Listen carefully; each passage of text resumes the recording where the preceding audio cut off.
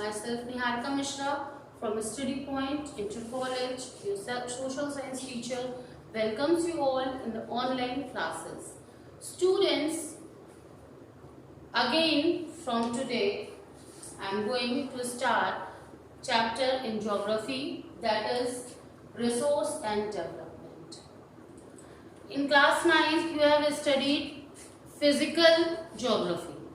Now in this, you will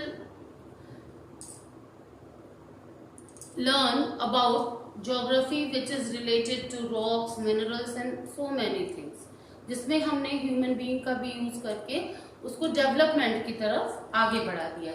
resource अगर है तो रिसोर्स के साथ मिलकर हम और जितने भी नेचर में रिसोर्सेज हैं, दैट जस्ट लाइक अर्थ है, एनिमल्स हैं, एयर है, सॉइल है, रॉक्स हैं, मिनरल्स हैं, सन है, प्लांट है, गैस है, वाटर है, ये सारे रिसोर्सेज प्लस हम जब एक साथ मिलकर कोई काम करते हैं then it is called development. Okay, जैसे कि कोई माइनिंग इंडस्ट्री है, माइनिंग इंडस्ट्री ने क्या किया, जो है माइन से आपका सपोज आयरन निकाला।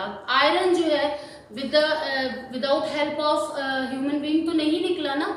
क्या हुआ उसमें जो है आयरन को चल के किसी के पास नहीं आया, उसको आयरन को उसने क्या किया, एक्सट्रैक्ट किया।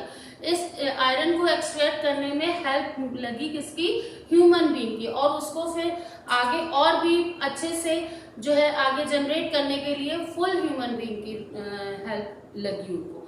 तो जिस तरह से रिसोर्सेज जब हम लोग मिलकर ह्यूमन बीइंग के साथ मिलकर जब आगे बढ़ते हैं दैट इज कॉल्ड डेवलपमेंट। अब हम बात करते हैं कि रिसोर्स बेसिकली होता क्या है।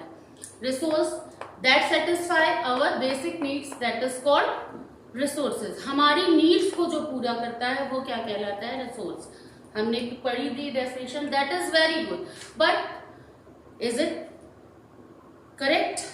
Yes, this is correct, but इसमें कुछ और भी हम भाई जो बहुत सी सारी चीजें हैं जो हमारी नीड्स को फुलफिल करती हैं, सेटिस्फाई करती हैं, लेकिन क्या होता है, क्या वो सारी हमको अवेलेबल होती हैं?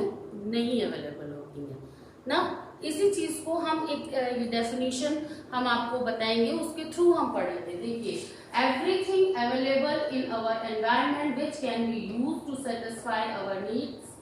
Yes, I agree with this. Now अब हम कुछ और बढ़ाते हैं इसमें कि कैसे ये हमारे लिए हेल्पफुल होती है। सबसे पहला एक हमारा है, इसको हम 3 पैरामीटर्स को अपने साथ अगर लेकर चलेंगे तो इस डेफिनेशन को कंप्लीट कर पाएंगे, और आप एग्जैक्टली यही डेफिनेशन अगर आप लिख आते हैं बोर्ड एग्जाम में then you will get surely full marks. Okay, now resource है, रिसोर्स क्या होना चाहिए, टेक्नोलॉजिकली एक्सेसिबल होना चाहिए, एक्सेसिबल होना चाहिए। सपोज कैसे टेक्नोलॉजिकली एक्सेसिबल होना चाहिए कि भाई हमें ये पता चला कि कोल माइंस है या जो है गोल्ड माइंस है, ठीक है। अब हम वहां पर जाकर अगर क्या हम हाथों से मिट्टी खोद के कोयला या सोना निकाल पाते हैं या लोहा निकाल पाते हैं? नहीं निकाल पाते हैं ना। उसके लिए क्या हमको टेक्नोलॉजी को यूज करना पड़ता है ना। तो टेक्नोलॉजिकली एक्सेसिबल दैट रिसोर्सेज। अब नेक्स्ट हमारी थिंग क्या आती है, इकोनॉमिकली फीजिबल।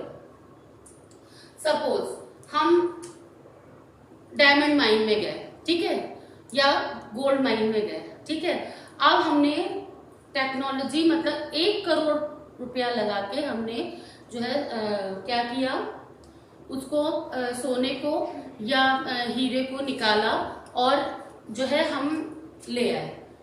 अब आप ये बताइए कि 1 करोड़ रुपया लगा के 50 रुपए का अगर गोल्ड भी हमने नहीं, जो है हम 50 रुपए का गोल्ड लाए तो क्या ये हमारे लिए इकोनॉमिकली फिजिबल है? नहीं है। क्यों नहीं है?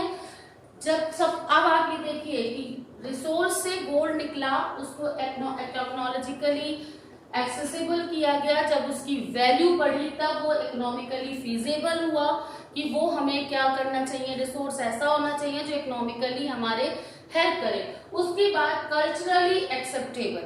अब आप ये बताइए कि सड़क पे कंकड़ पत्थर और ये सारी चीजें पड़ी रहती है, कोई क्या उनको एक्सेप्ट कर लेता है? नहीं, उठाता ही नहीं है भाई, क्यों उठाए, पड़ा है पत्थर, पड़ा रहने दीजिए, पड़ी है कोई चीज गंदगी, पड़ी रहने दीजिए। तो क्या ये सारी चीजें तो पेड़ भाई जमते हैं सड़क के किनारे, तो क्या हम वो सारे पेड़ अपने घर में ले आते हैं? नहीं लेकर आते हैं, नहीं ट्रीज, उन ट्रीज को लेकर आते हैं। हम क्या करते हैं, उनको छोड़ देते हैं, क्योंकि हम उनको एक्सेप्ट ही नहीं कर रहे, that are not culturally acceptable. लेकिन जो वो सारी चीजें जैसे वाटर है, सॉइल है, आपके ये मिनरल्स हैं, ये क्या कर रहे हैं, हम लोग जो है कल्चरल, हम सब लोग मिलकर उसको एक्सेप्ट कर रहे हैं ना, तो culturally acceptable as termed as resource. अब जाके सेटिस्फाई अवर नीड्स, हमारी नीड्स को पूरा करता है, प्रोवाइडेड जो हमें मिलती जाती है, it is technologically accessible, economically feasible and culturally acceptable, can be termed as resource। क्या है, हमारे सेटिस्फेक्शन को पूरा किया और हमारी जो है नीड को उसने पूरा किया, तब वो जाके क्या बना, रिसोर्स बना।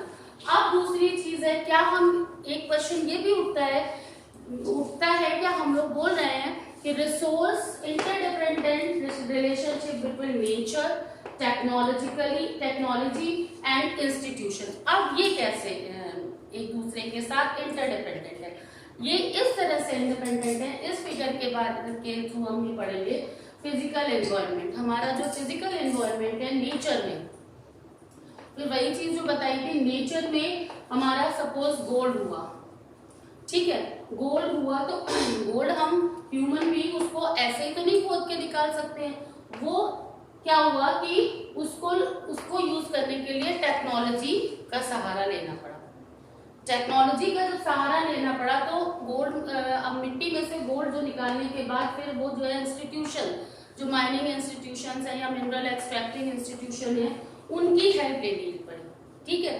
तो इस तरह से जो हमारा नेचर है, टेक्नोलॉजी है और इंस्टीट्यूशंस हैं, ये एक दूसरे के साथ क्या है, इंटरडिपेंडेंट हैं।